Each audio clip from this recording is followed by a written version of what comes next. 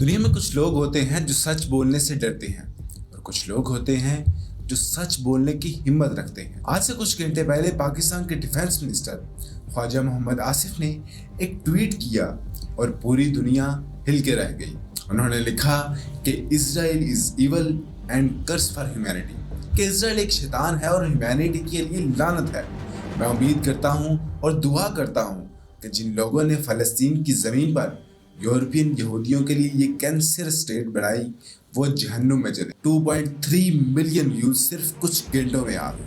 اب کچھ لوگ کہیں گے کہ یہ ٹویٹ بڑی بات نہیں ہے، لیکن یہ بات سمجھیں، یہ کوئی عام پولیٹیکل اسٹیٹمنٹ نہیں ہے۔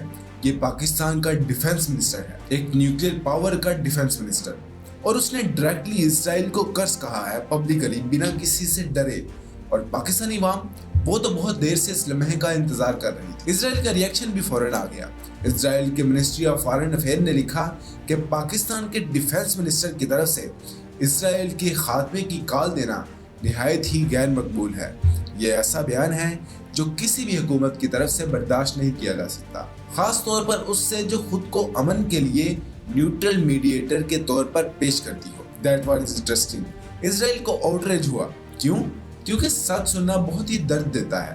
لیکن یہاں ایک بات اور دیکھنی چاہیے، پاکستان نے آفیشلی ایک انٹرنیشنل سپر پاور کے ساتھ ڈپلومیسی نہیں، ڈائریکٹ کر لی، اور یہ کوئی انسیڈنٹ نہیں تھا، یہ ایک سگنل تھا۔ اب یہ سمجھو اسرائیل کیا ہے اصل میں۔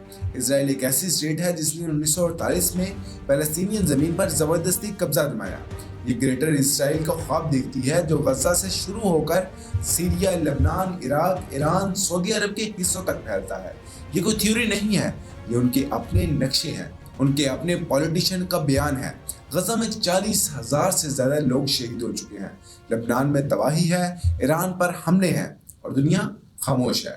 امریکہ سپورٹ کر رہا ہے، یورپ آنکھیں بند کر کے بیٹھا ہے، عرب اسٹیٹ نارملائزیشن کر رہی ہیں، UN ریزولوشن پاس ہوتی ہے، اور اسرائیل انہیں کچے کاغذ کی طرح پھاڑ دیتا ہے۔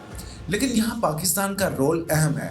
پاکستان وہ واحد اسلامک اسٹیٹ ہے جو اسرائیل کو ٹکر دے سکتی ہے۔ اور یہاں آتا ہے وہ سوال جو سب سے پہلے پوچھنا چاہیے، کیا پاکستان سچ میں اتنا بڑا قدم اٹھا سکتا ہے؟ اس کو اس بات سے سمجھیں، آپ مجھے بتائیں کہ دنیا میں مسلم کنٹریز بہت ہیں، ترکی ہے، ایجپٹ ہے، ایران ہے، سعودی عرب ہے، لیکن ان میں سے کون سی ایسی کنٹری ہے جس کے پاس ایک کمپلیٹ بیٹل ہارڈنڈ نیوکلیئر آرم ملٹری ہے؟ صرف پاکستان۔ پاکستان کی آرمی دنیا کی ٹاپ 5 کنونشنل آرمیز میں سے شمار ہوتی ہے، اور پاکستان کے پاس نیوکلیئر ڈیٹرنٹ ہے۔ پاکستان کے پاس ٹرینڈ جوان ہیں جو پچھلے 20 سال سے افغانستان میں پراکسی وار لڑ چکے ہیں۔ پاکستان کے پاس میزائل ٹیکنالوجی ہے، پاکستان کے پاس اسٹریٹجک ڈیپتھ ہے۔ یہ کوئی غرور نہیں ہے، یہ حقیقت ہے، اور اسرائیل جانتا ہے یہ حقیقت۔ اس لیے جب پاکستان کے ڈیفنس منسٹر بولتا ہے تو اسرائیل ڈائریکٹلی رسپونڈ کرتا ہے۔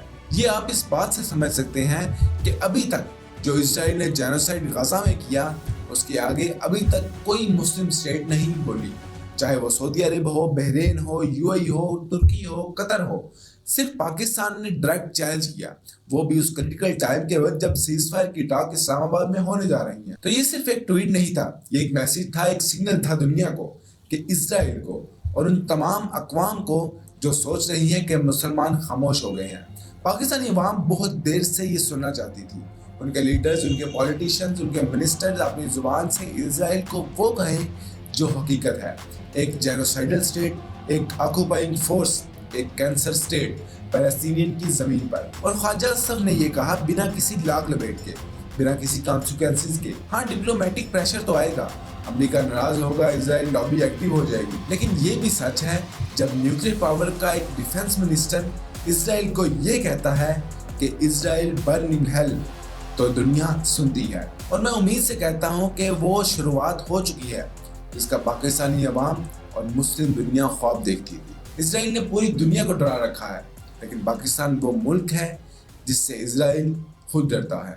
امید ہے کہ آپ کو ویڈیو پسند آئی ہوگی۔ کمنٹ سیکشن میں اپنی رائے کا اظہار ضرور کیجیے گا۔ اللہ نگہبان۔